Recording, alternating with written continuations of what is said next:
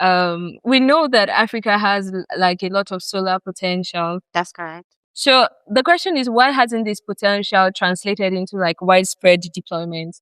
Okay.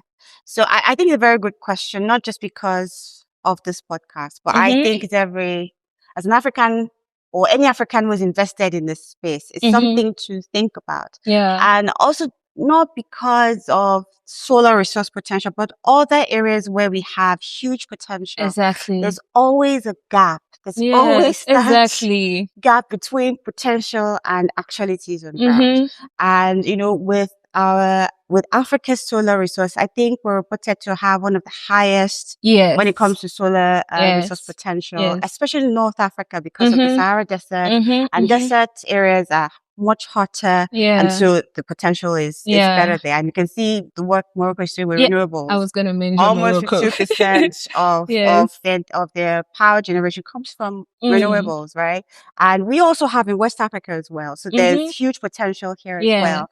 But, between potential and actual deployment, there are a couple of steps we struggle with. Yes. So from potential to harnessing to actual improved energy access, those are a couple of steps we keep getting wrong.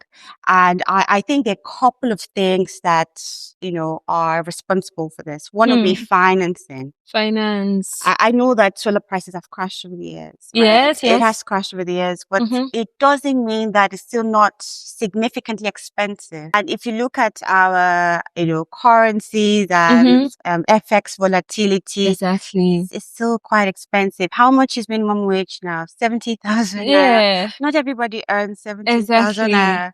There were some reports, I think maybe 2 years back, Piggy vested some report, and they discovered that, was it 90%? And maybe we're having the numbers wrong now, but it's such a huge percent. So 90% of Nigerians earn less than 250K per month. Wow. 90%. 90%.